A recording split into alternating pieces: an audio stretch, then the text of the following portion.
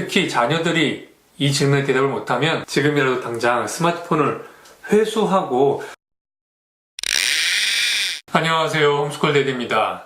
얼마 전에 국내 모 기업 대리급 직원들 대상 교육을 했어요.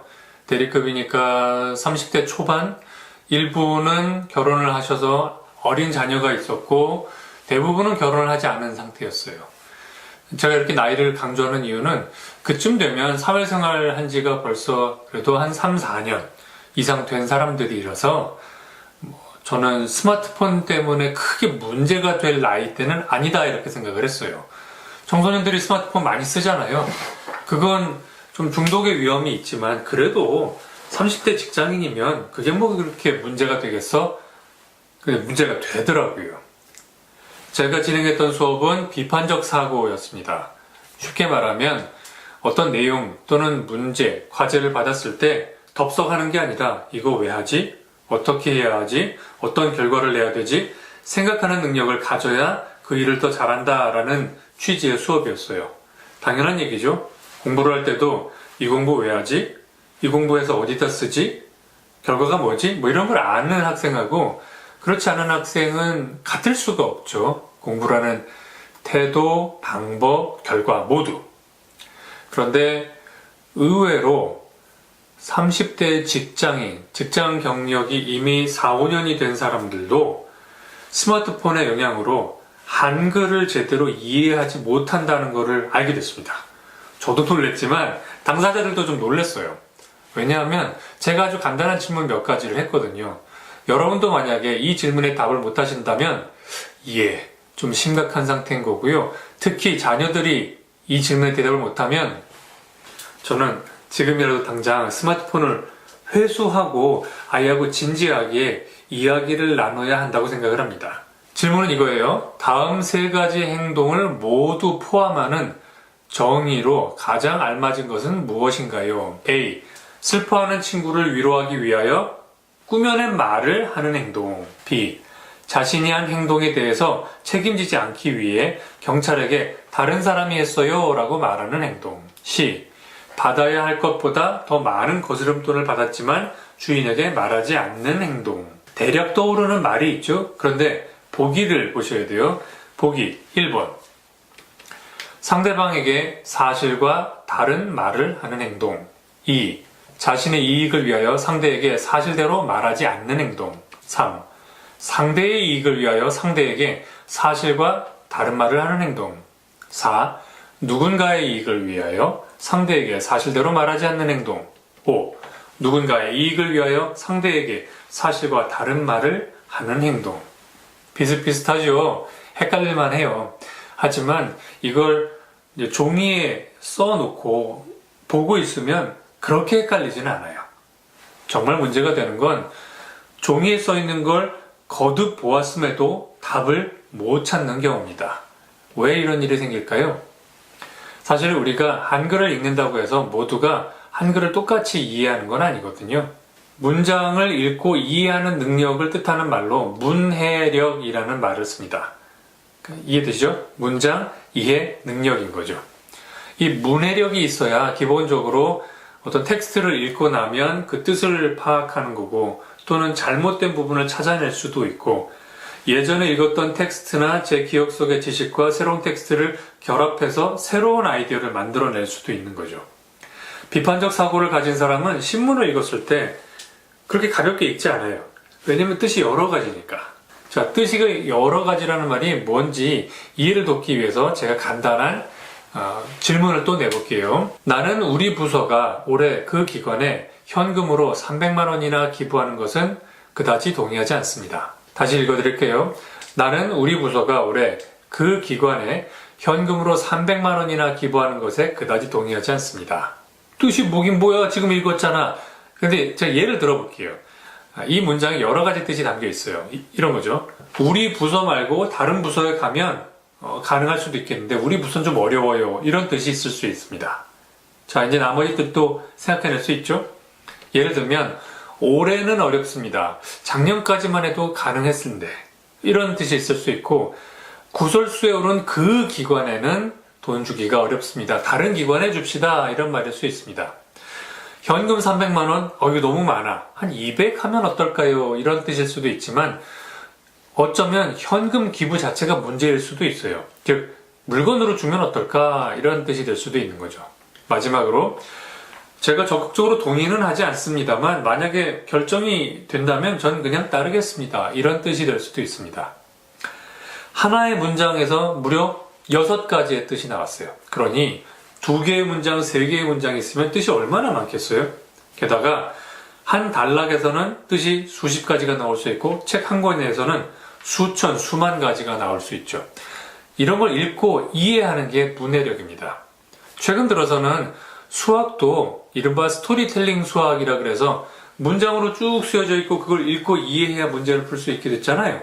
그러니까 문해력은 사실은 국어 능력이 아니라 이제는 사고 능력의 기반이고요. 심지어는 수학도 문해력이 없으면 못 푸는 상태가 됐어요. 그런데 왜 갈수록 문해력이 낮아지는 걸까요? 그건 얘 때문이에요. 스마트폰. 스마트폰을 보면요. 직관적으로 어떤 정보를 받아들이게 됩니다.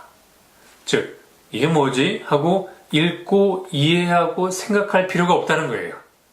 실제로 아이폰이 처음 나왔을 때 강조했던 게 그거죠. 직관적인 유저 인터페이스. 더 생각할 필요도 없습니다. 보면 버튼이 하나예요. 그거 누르세요. 이렇게 돼 있는 거잖아요. 이렇게 직관적인 정보 소스로부터 계속 자극을 받으면 어느 순간 우리 두뇌는 변하는 거죠. 깊게 생각하는 건 힘들어. 그래서 스마트폰을 일찌감치 겪은 청소년들은 문장이 조금만 길어지면 이해를 못해요. 아이들이 웹툰을 보는 경우 웹툰에 있는 글자 수를 보세요. 몇 자 안 돼요. 2줄도 안 넘어가요. 네가 이럴 수가 있어. 뭐 다 이런 식인 거예요. 왜 이 친구가 이런 말을 했을까? 주인공의 마음 상태는 어떨까? 뭐 이런 생각을 할 여유가 없는 거죠. 그러니 조금만 어려워지면 문제를 풀 수 없습니다. 당연히 수능 준비하나요, 자녀가?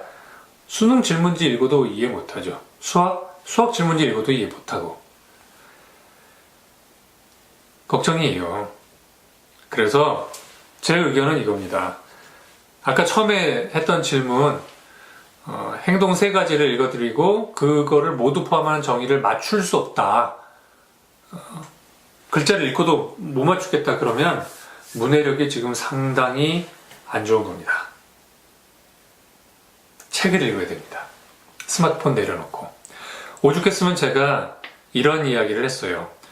여러분, 30대 직장인들이에요. 책을 좀 읽으세요. 책 읽는 사람 한번 확인해 보겠습니다. 지난 한 해 동안 한 달에 한 권씩 책 12권을 읽었다 손들어 보세요. 13명 중에 1명 손들었습니다. 그러면 6권 이상 읽었다 손들어 보세요. 또 1명 들었습니다. 그 말은 11명은 지난 한 해 동안 단행본 책을 단 6권도 읽지 않은 겁니다. 제가 부탁드렸어요. 홀수달에 사서 짝수달까지 2번은 읽으세요 라고. 자, 이렇게 하는 데는 이유가 있습니다. 책 한 권을 사면요, 예를 들어 이런 책을 샀다 그러면 지금 얼핏 봐도 얘가 250페이지가 넘잖아요. 얘를 한 번에 읽어서 이해할 수가 없어요. 그럼 어떻게 돼? 읽었다고 착각만 하는 거죠. 방법은 뭐냐면 한 번 읽고요, 2번이 또 읽는 거예요. 그러기 위해서 홀수달, 예를 들어 1월에 사면 2월까지, 3월에 사면 4월까지 적어도 2번은 읽으라, 이렇게 부탁을 드린 겁니다. 그럼 1년에 6권 읽는 거겠죠? 책 12권 읽으면 더 좋겠지만 6권이라도 2번씩 읽으면 12권 한 번 읽는 것보다 낫습니다. 내용을 더 깊게 이해할 수 있으니까. 자, 그러면 이제 한번 아까 그 문제의 답을 내볼까요? 제가 이런 질문을 드렸어요. 3가지 행동을 모두 포함한 정의를 찾으라. 3가지 행동은 슬퍼하는 친구를 위로하기 위해 꾸며낸 말을 하는 것, 자신이 한 행동에 대해 책임지지 않기 위해 경찰에게 다른 사람이 했다고 말하는 것, 3번째, 받아야 할 거스름돈보다 더 많이 받았는데 주인에게 말하지 않는 것. 상대방에게 사실과 다르게 말하는 행동은 답이 될 수 없습니다. 왜요? 말을 하는 행동이라 그랬잖아요. 보기 다는 거스름돈을 많이 받고도 말하지 않았습니다. 그러니까 보기 1번은 답이 될 수 없어요. 보기 5번도 될 수 없죠. 왜냐하면 사실과 다른 말을 하는 행동이라고 했으니까. 보기 2번 볼까요? 자신의 이익을 위하여 라고 되어 있습니다. 슬퍼하는 친구를 위로하기 위해라고 하는 건 자신의 이익이 아니잖아요. 그러니까 이건 아닌 거예요. 3번 보기 상대의 이익을 위하여는 거스름돈 많이 받고도 입 다문 케이스하고 배치됩니다. 이건 내 이익이잖아요. 결국 보기는 4번이 정답이에요. 누군가의 이익을 위해, 즉 나의 이익이거나 상대의 이익을 위해 상대방에게 사실대로 말하지 않는 행동. 이거는 사실이 아닌 행동을 말하는 것일 수도 있고 그냥 입을 다문 것일 수도 있습니다. 듣고 나니까 아시겠죠? 그런데 듣기 전에도 4번을 찾으셨나요? 만약에 못 찾으셨으면 스마트폰 보는 시간을 줄이시길 부탁하고 대신 책을 읽으세요. 자녀분들은 당연히 책을 읽어야 됩니다. 청소년들이 책을 읽지 않고서 무슨 공부를 할 수 있겠어요? 뭐 학원에 가서 수업을 들었다, 인터넷 인강을 들었다, 그럼 공부한 거 아니냐? 아니죠. 그걸 왜 공부라고 생각을 하세요?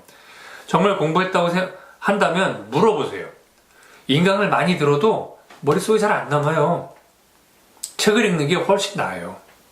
그래서 이거는 뭐 이미 데이터들이 많이 나와 있으니까 한번 필요하면 검색을 하시고 더 중요한 건 자녀가 인터넷 강의를 들었다면 한번 물어보시는 거예요. 대답을 잘하면 그 친구는 진짜 공부한 거 맞습니다. 그런데 10중 8구 눈으로 보고 귀로 들었지만 기억을 못하는 경우가 있습니다. 왜냐하면 그냥 뭔가 눈앞에서 흘러간 거예요. 책을 읽을 때만큼 집중하지 않았다는 뜻입니다. 스마트폰 내려놓고 책 읽읍시다. 부모님이 먼저 해야 자녀들도 배웁니다.